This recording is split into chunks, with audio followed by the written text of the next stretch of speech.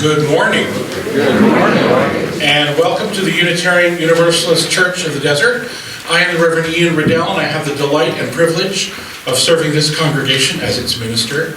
And today I have the great joy of welcoming one of our own, Karen Isebrands-Brown, to our pulpit to share her passion and knowledge with us as we ponder how to live more deeply into our commitment to interdependence and responsibility.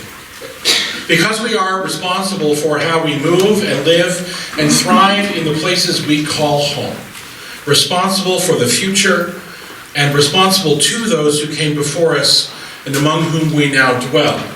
And so we acknowledge that we gather today on the unceded land of the Agua Caliente band of the Kauai people, and we commit to grow in our understanding and our relationship with this land and with the people who inhabited it and nurtured it before our arrival. We strive here not just to acknowledge our interdependence with the natural world, but to celebrate and embrace the rich diversity of our society, work towards the equity of all people, and build a community of inclusion and radical belonging. And so we welcome here people of all sexual orientations and gender identities, of all ages and sizes, people of all economic statuses and professions, of all physical or mental abilities, people of all races and ancestries and cultures. We welcome you wherever you come from, whoever you love, whatever your immigration status or civic engagement.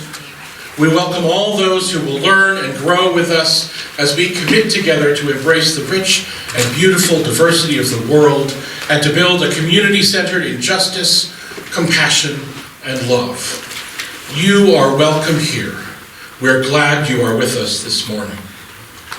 Before we continue, I want to let you know that the technology gods are not happy with us this week. It started off with our cameras malfunctioning on Monday, and then we're having some problems with sound and with captioning. So we are videotaping the service so that those who are not here can see it later in the week. And you will notice we don't have captions today. I apologize for that. Our AV team has been working really, really hard all week to try to fix these things, and sometimes the universe does not comply. Well, thank you. Welcome. You are welcome here. All of you are welcome here. All of you is welcome here. We're glad you're with us this morning. I'm going to ring our Tibetan bowl to begin our service as we share a time of reflection as Joel plays our music for center.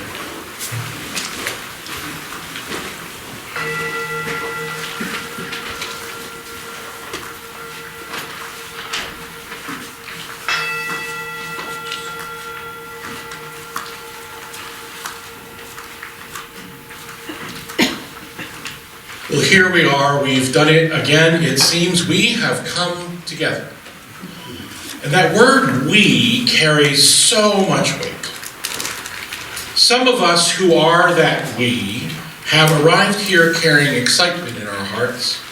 Excitement to see an old friend, excitement to sing a favorite song, excitement to find a new community.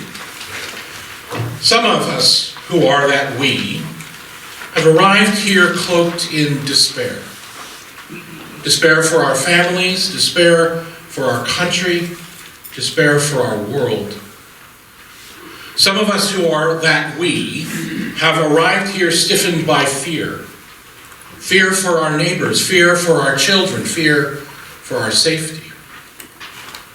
Some of us who are that "we" have arrived with questions in our minds. What comes next? Why is this happening? Who will we become? How do we fix things? And some of us who are that "we" have arrived here lifted by hope. Hope that we will find a way together to build the beloved community in our hearts, to face our fears together with love, to lift our despair together with caring action, to craft answers to our questions together and find more questions along the way, to build ways to live on and with the earth more justly, more kindly, more creatively. All of us who are that "we" are welcome in this place of humility justice, steadfast faithfulness, and love. All of you are welcome. All of you is welcome. We greet this beautiful day with hope and excitement in our hearts. And so I invite you, friends, to rise in body or in spirit as we greet the morning by singing "Morning Has Come." Please rise in body or in spirit.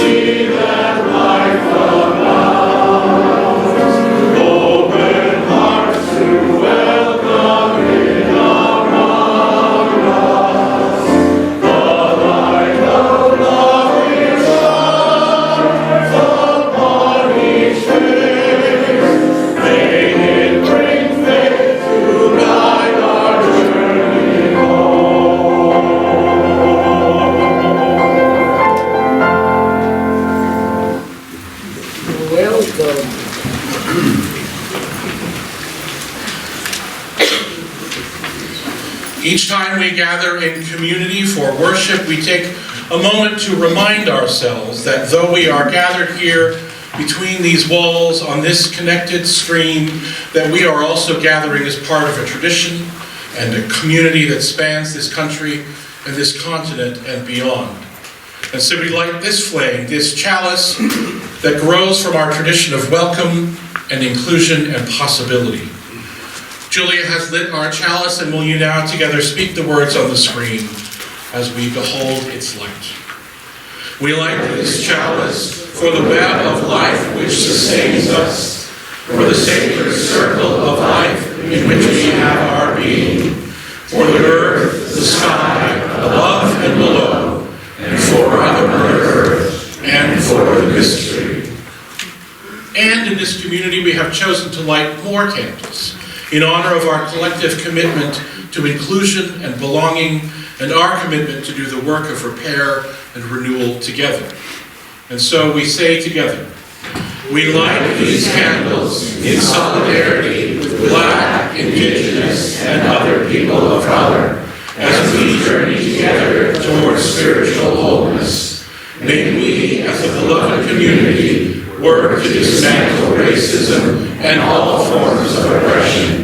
May we live out our values so that justice, dignity, and equity for all prevail.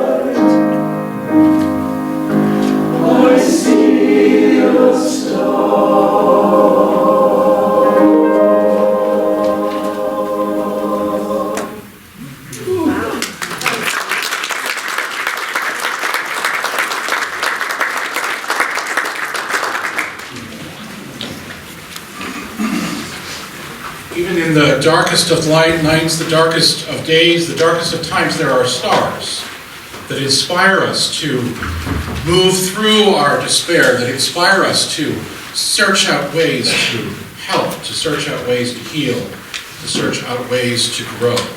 The stars are there, and we follow that inspiration by our action. And one of the ways that we act in the world is to build communities of hope, communities of trust, communities of faith and love. And here we have built and are continuing to build a community just like that. And we support this community with our time and our effort. You're going to hear a little bit more during announcements at the end about all of the effort that has been going on around here this week to support this community. But we also support this community with the sharing of our talents and our treasures as well. And so now I'm going to invite the ushers to come forward, and as Joel plays some beautiful music, invite you to give as generously as you can as we collect an offering for the support and thriving of this beloved community. These are the joys that have been shared with us, written on paper or sent in electronics, by email. These are the joys spoken out loud, but we each carry with us more. We carry with us the weight of the world outside, the actions of our leaders, the stresses in our neighborhoods, the challenges in our hearts and in our families. We care for the small blessings of the beauty around us, the beauty that we see in our furry companions, the beauty that we see in our friends and family, the beauty that we see in our neighborhoods. We carry the joy and gratitude for solidarity that we see in our communities and our nation, speaking up for justice, for truth, for peace and safety and dignity for every member of our neighborhood, every member of our nation, everyone who lives here and wants to thrive here. We see a groundswell of support, a groundswell of solidarity, a groundswell of people saying no to evil. And so we hold that in our hearts as solace and as inspiration for our own actions in the days and months ahead. We carry all of this in our hearts, knowing that our commitment to truth, our commitment to justice, our commitment to diversity, to equity, to inclusion are steadfast and guide our hands and our hearts. And so we pause together today in quiet, in this loving space, held by the sound of each other's laughter and conversation, by the sound of our musicians who bring us great beauty and joy and comfort, by the sounds of the beating hearts around and the birds in the trees outside. We pause in quiet, grateful for the beauty, grateful for the love that holds us. We pause together in peace and love.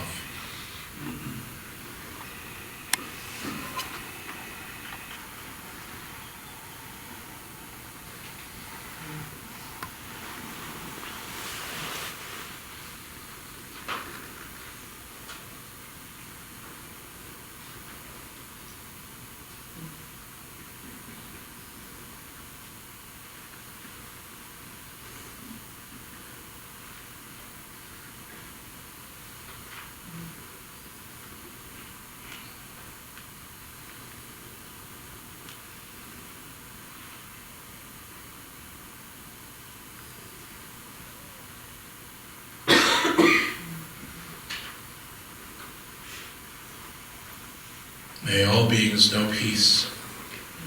May all beings know an end to suffering. May all beings know love.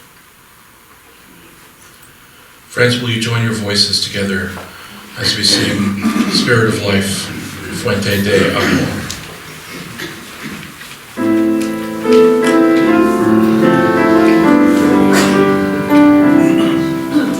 Spirit of life, come unto me, sing in my heart, all the stirrings of compassion, blow in the wind,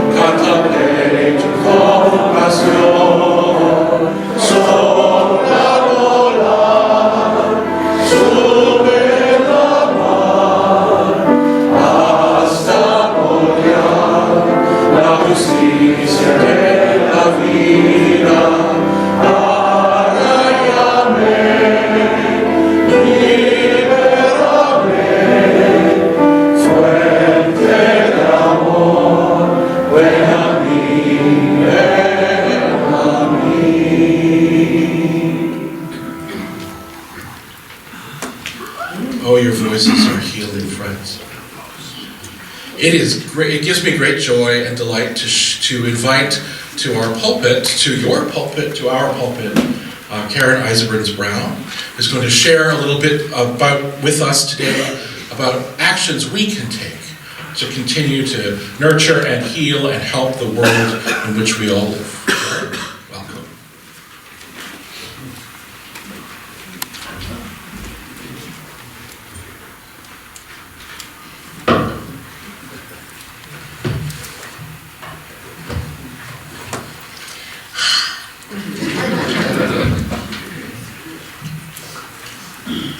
As you know, UUCOD has a relatively small ecological footprint. We have a lot to be proud of.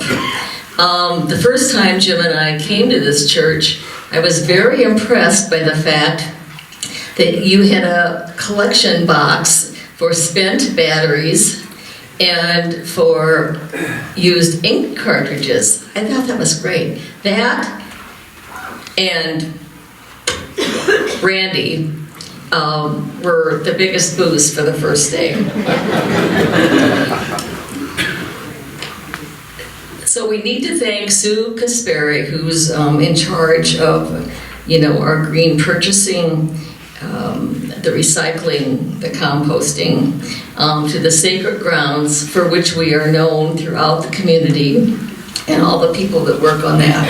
Rod Belchie, Jack Fitzsimmons, Diana Leslie, bless her heart, and Jerry Homily.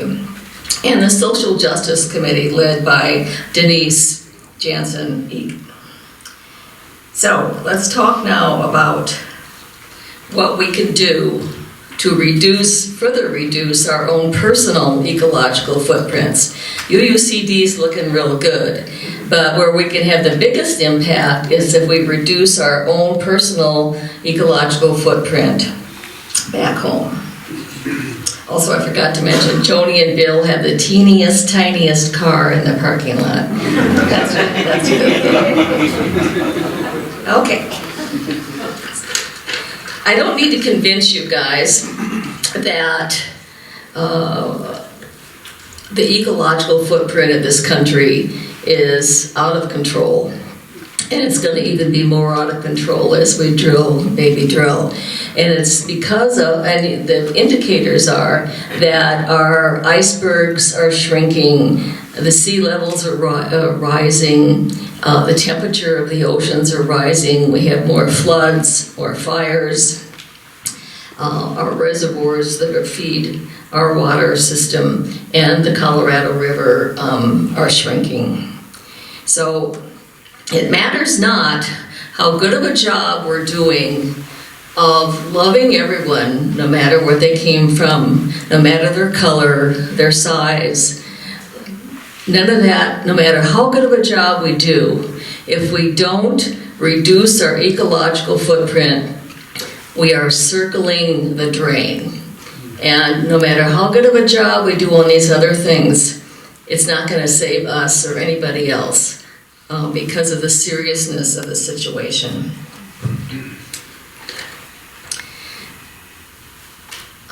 Slides. There's so many dimensions to this. Okay, slide. Take me to Chief Seattle, if you would. Okay, there's so many great quotes from this guy. Here's the first one. The earth does not belong to man. Man belongs to the earth.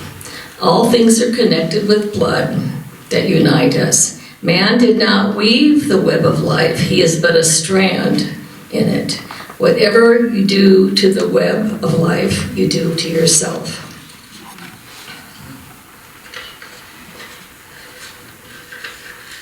I'm not going to say anything about recycling or composting, the size of your vehicle, the size of your home, all of that. You already know that. I'm going to try to touch up on some things that maybe you haven't thought about. And my hope is that when you leave today, there'll be at least one thing that was brought up today that you are willing to commit to reduce your own personal ecological footprint. And I have a warning. Next slide, go to the warning if you would. Okay, hold on to your seat.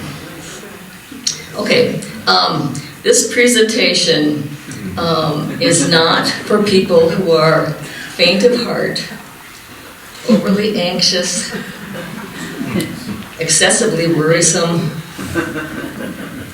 if you have an exaggerated sense of helplessness, or easily moved by rage, or unwilling to change your habits. So you might want to just, excuse yourself and walk out if you think you can. Because it's not pretty. But there's some good ideas of things that we can do at home. And I'm going to start with water. Okay, next to oxygen, water is the number 2 essential element to sustain life. If we don't have water to drink, thank you God, we're dead before long. So I'm going to give you some ideas of things you can do to reduce your ecological footprint. One of them that you may not know about, which is really exciting, is that our desert water agencies will give you a $100 to $150 coupon to replace your old toilet. Our condo was built 40 years ago, and the toilets that were installed in all 600 of them, they guzzled 8 gallons of water every time you flushed them. But these new toilets use 1.8 gallons, so they use much less water. And so you can go to these agencies, it depends on where you live, and they'll give you a coupon, and you can get $100 to $150 off on a new toilet. So that might be something that you might want to consider. Another thing would be to put Jim did this, you ever stand at the kitchen sink waiting for the water to get warm so you can wash your hands or whatever? Well, in our house, the water heater is way out on the patio, so it takes forever for the hot water to get out to the kitchen. He put a water heater under the sink, so I just get a big smile when I go there and turn on the faucet, and there's warm water. I mean, it's and it's not that expensive, and it's something that you can do, and Jim can tell you how to do it. Lucky you. Okay, so then the aerators, you can put aerators on your faucet, it uses half as much water. After I steam vegetables or boil eggs, I cool that water, let it cool down, and then I take it outside and I use it to water trees and water plants. Never put any clean water down the drain. When you brush your teeth, turn off the faucet. When you shave, turn off the faucet. Put aerators on your shower heads, take shorter showers, don't have this much water in the tub, less water in the tub. So there are many things you can do, and one of the big things, and I think it's a habit that we should embrace, and I think perhaps we should have done more earlier, and this is a quote from Plato, and then actually later Thomas More made the same quote. Silence is construed as agreement. When things are going on in your community, if you don't speak up, it's construed as agreement. One example would be when they installed a 24-acre lagoon in our community to be part of a neighborhood. I won't mention the name, but a 24-acre lagoon in the desert. Give me a break. Another one would be a splash park. Splash parks, oh, that sounds like fun. A wave park. Well, if you want to ride a wave, go to the ocean. This is the desert, folks. We are, you never know when you're going to turn on the faucet and there's not going to be any water. So it's up to us to speak out if we see something going on in the community that is wasteful. And not only speak out about water, Another example, and I'm proud of this one. I have to show you some props here. Okay, I like to go to Costco, and I thought, but gosh, there's so much plastic, and this was a couple years back. You know, the apples came in like big egg cartons, and all the fruit was in plastic, and there was just plastic, plastic, plastic. So I thought, this is nuts. So I filled up my cart with all of this plastic, and then I went up front and I said, I'd like to talk to the manager. So, you know, this guy came out, and so I said, I want to take your picture by this cart with all this plastic. And I explained why. And like, we buy a lot of nuts, and so, you know, the nuts were in jugs like this and bigger jars. Well, I'm happy to say that the next year when I went back, the nuts were in bags. Yeah, they're plastic, but at least it wasn't this kind of plastic. So whether it's when you're shopping for groceries, or like when we go to a restaurant and they automatically give you a straw, a plastic straw, I always say, thank you, but you know, it's not good to do this. This is plastic. So don't suck it up. I mean, well, like I said, don't. You can suck it up, that's okay. You know, we don't need a straw to get the water to us. We all have lips, and we can drink the water. So speak up. I wish we would have spoken up earlier. Okay, and another, you know, not only Plato spoke along those lines, but Margaret Mead said, never doubt that a small group of thoughtful, committed citizens can change the world. Indeed, it's the only thing that ever has. So don't be discouraged. Just speak up. Okay, we talked about the toilets, and now, hate to tell you, but there's toxins in our water, and if you're bold and you want to know what's in your water, there's a fantastic website. It's called Environmental Working Group, EWG.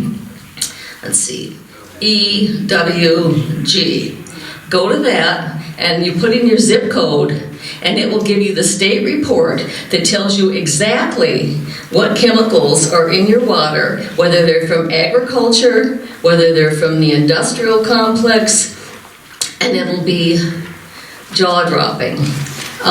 So we're sort of living in la-la land because we don't know, you know, what's going on. Okay, now a little bit about plastics. We've been seduced by the plastic industry into thinking that plastic is recyclable. It was a marketing thing. You know, they can sell more if you don't feel guilty about it. Well, a lot of it is not recyclable,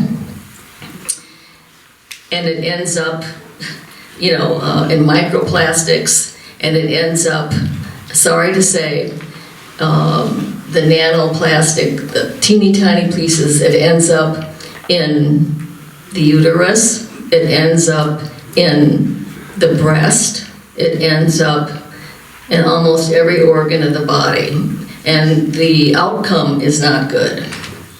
So we need to, you know, getting down to just the plastic spoon, we need to eliminate as much plastic as possible, because it ends up in the ocean, it ends up in our drinking water, it ends up in the cells of our body.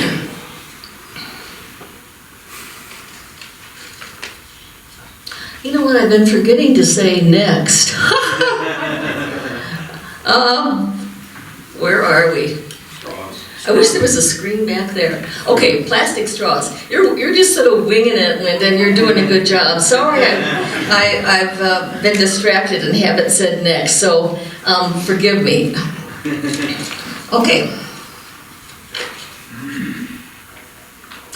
Also avoid storing food in plastic containers because it leaches. Use glass. And don't pop popcorn in the microwave. And don't warm food in the microwave in plastic because it leaches out into the food. Okay, and in other terms, off of the plastic now, here's a good thing to abide by. Buy used. Our condo is 98% used. Some of the furniture is 100, 150 years old. Buy used furniture. This is used. I buy a lot of stuff from Revivals, from Angel View, from Goodwill. A lot of people buy things and wear them once and then get rid of them. So, because the more you buy, that just feeds the countries abroad into, making more and more and more. So, buy used, secondhand. One company that uses recycled materials to make their items is Patagonia. Patagonia is very good about using recycled. Here's another one that didn't fit in that category. Have you ever heard of a solar cooker?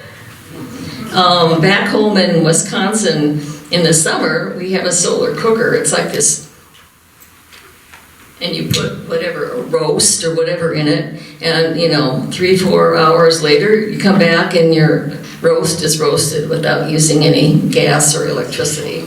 So that's something you might want to consider.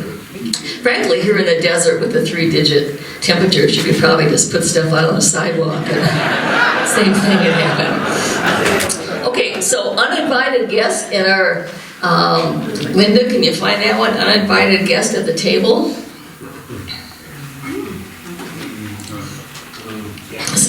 Okay, some things that are in your food that you may not be aware about and may not be happy about. I'd hesitate to tell you this because I don't want to make you cry, but there's an answer to this. You can buy organic, USDA organic, because a lot of the foods we have in our grocery stores, if it doesn't say USDA organic, there's antibiotics, bovine growth hormones, carcinogens, fungicides, steroids, herbicides, pesticides. This is the way agriculture works in this country. And it's not good. And I'm going to have for everybody, as you leave, Ginger is going to be handing out different handouts. Here's a really, really good one from the, I told you about this one, the Environmental Working Group. Every year they analyze fruits and vegetables that are on the market and they check them for pesticides, herbicides, fungicides, and then they print out this, the Clean 15 are the top cleanest fruits and vegetables that have the least contaminants. And then the dirty dozen, they're the ones you want to stay away from because they have the most, some of them have up to 30 different toxic elements. So, we have no idea what we've been eating. So become more mindful of that and you will be healthier. Then there's a slide on nuts, I believe. We're all nuts, right? Okay. Depending on where they're grown, different countries, they have different standards. But peanuts, cashews, and sesames can they all be carrying chemicals that you don't want. Okay, then regarding dairy, that's the next slide with a cow on it. Okay, if you aren't buying USDA organic dairy products, meaning milk, cheese, beef, it probably has antibiotics, bovine growth hormones, and one thing to stay away from, and I'm sort of amazed because a lot of people don't, is deli meat. Deli meat's very high in nitrates. Hot dogs, bologna, it's all, got a lot of nitrates, which aren't good for you. Nitrates cause cancer. And then when it comes to fish, their big pollutant seems to be mercury. And that's because it's in the ocean, and man has somehow managed to get it to the ocean and then in the fish. And there's again, if you go to Environmental Working Group, there's a chart that shows which fish are the safest to eat. Don't buy farmed fish. You just give up eating. The safest are probably Canadian and Alaskan. Okay, so some other contaminants in your food would be the GMOs. The European Union refuses to buy any of our foods that have the GMOs. Food coloring, can you get the bright colored Cheerios or whatever they are? A lot of different companies, put a lot of different red dye number 2, there's a dye for yellow and dye for green. It's all fake, it's not real, but it's toxic. So avoid the food coloring, things that look bright and cheery. Stay out of those middle aisles. Just shop in the fresh outer perimeter. Wax is another thing. A lot of our fruits and vegetables are waxed. So wash your vegetables and get them really, really clean before you eat them.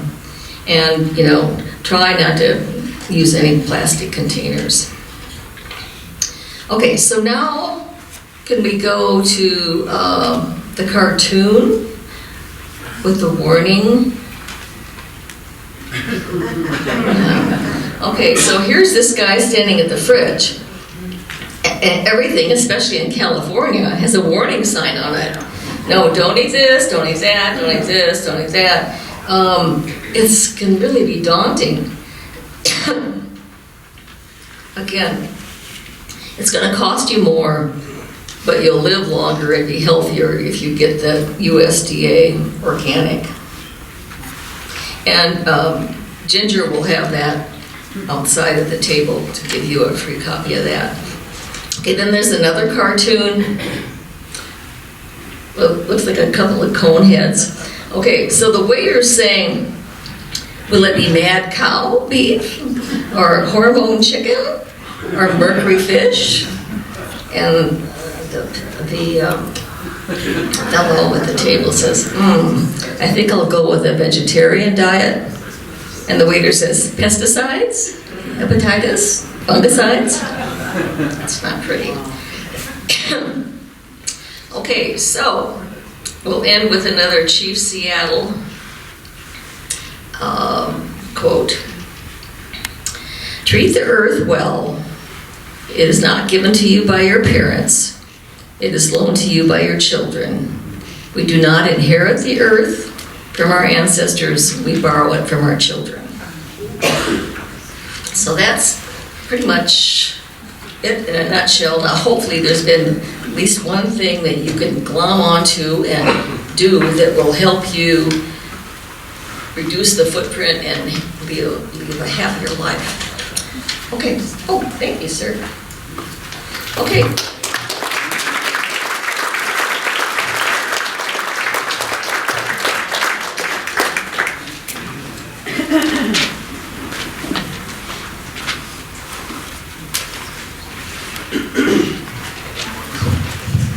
Thank you, Karen, for giving us so much to think about and some perspective on finding ways to think about the way, whether you choose to do everything that Karen suggested or not, but the ways to spend some time to think about how we live in the world. And so thank you, Karen, for pointing us to some really good directions for doing that work. We rise out of the earth. We come from the earth. We are here, and as Karen so beautifully shared, we didn't inherit it, we borrow it from our children. And so we rise out of the earth. I invite you now then to rise in body or spirit as we sing our closing hymn, Rising Green.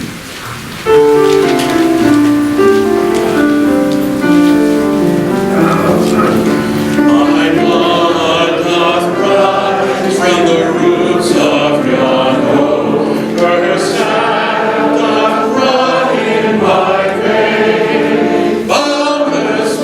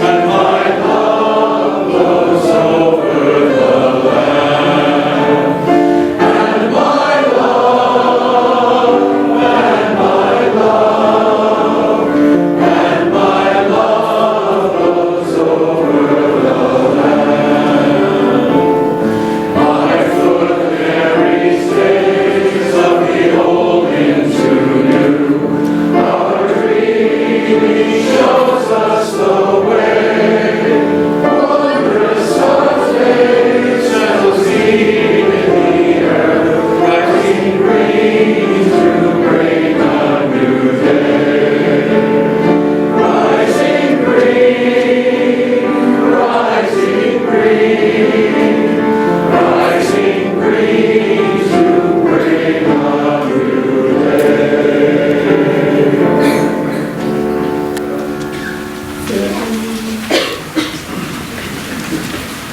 I come to you now with news of the congregation, congregational news.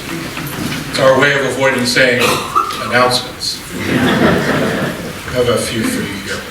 Today is the last day to RSVP for tomorrow's Dining Divas noon lunch, which is at Jay's Deli in Palm Desert this month. Sign up please on the wall between the sanctuary doors, or see the contact information for our host Claudia Lerner in Friday's newsletter, and Claudia is here as well, so I'm sure you can find her.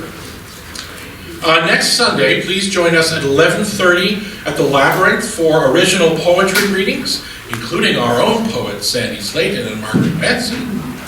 And we are also honored to be having Lori Davis, who is the Palm Desert Poet Laureate, and others read their work.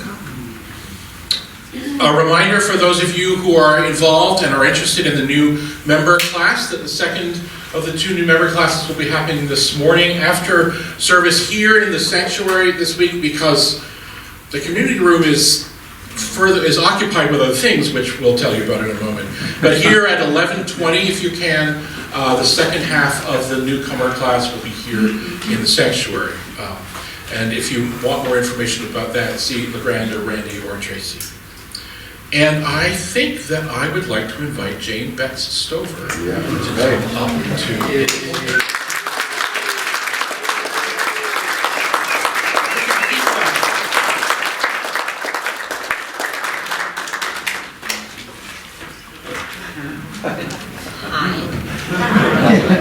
She's awake. Well, you guys, we're the biggest recycler yet. I didn't even know we were going to talk about recycling today, but I thought of this last night. I said, the yard sale is a wonderful recycling place. I mean, everybody brings it in, we buy used things, we make money for the church, and by George, we did it, didn't we? Didn't we?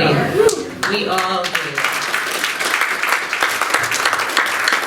And we're going to tell you the surprise number next week, I think, Jerry, right? We still have some money coming in, but we did darn good. Everybody worked real hard. I can't believe it. People were coming up to me saying, how can I help? People were our cashiers, people brought things in, people, I mean, I couldn't start naming the names, and you wouldn't get out of here. There are so many wonderful people in this church, and I'm going to say God bless you all, but we don't say that. Thank you. May the spirits bless you. Thank you. Today, we have taken the leftovers, some of them, and put them into the community room.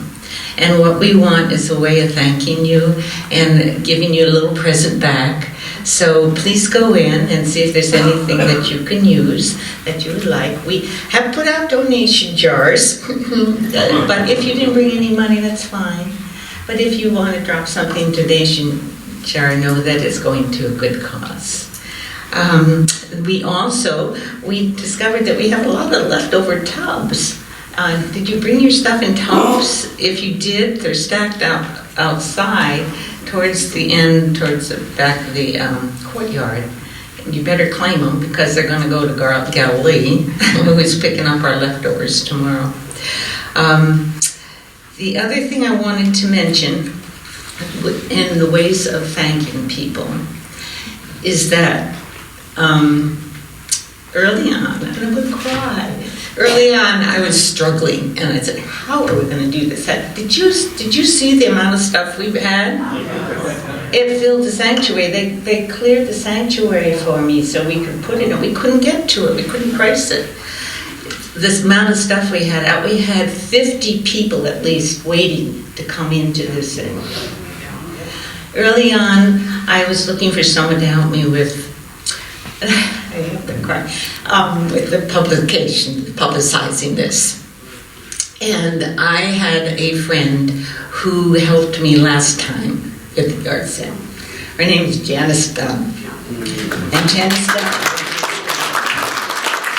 If you give Janice, please give her a take it up.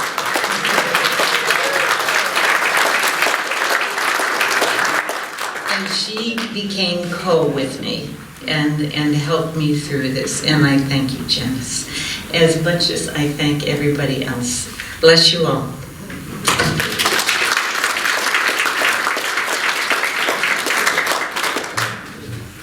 And I think we do need to clap one more time for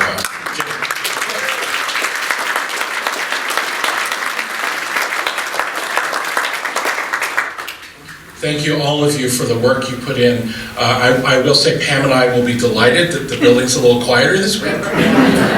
But if you were here this week, all you saw was stuff everywhere, which was glorious, and people everywhere, taking care of each other, feeding each other, making sure that everybody was safe and happy, and putting price tags on thousands of things. So thank you all for your ongoing work for the support of this congregation.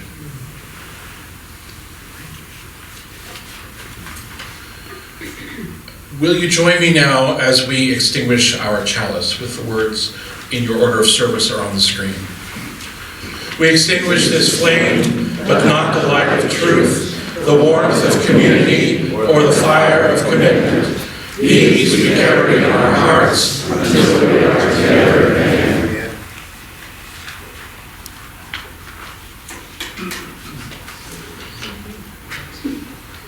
Friends, as we end our time together, as I've been thinking this week as Karen and I have been talking about her presentation, I have two voices of the past in my head as I think about what Karen has shared with us this morning, and thank you again, Karen.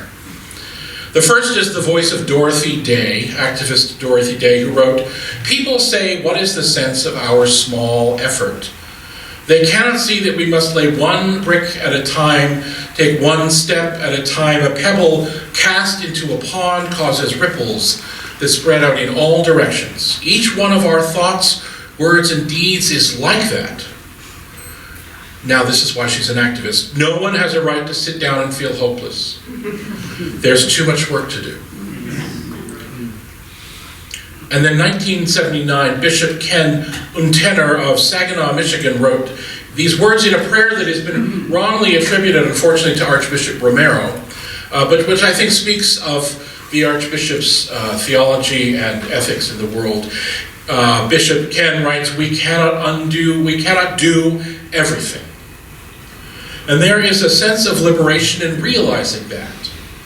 This enables us to do something, and to do it very well. It may be incomplete, but it is a beginning, a step along the way, and we may never see the end results. We are prophets of a future not our own. Let us go forth, friends, from this place, and let be those ripples. Let us go forth from this place and be those prophets. Let us go forth from this place in peace, dear ones, to love and serve the world.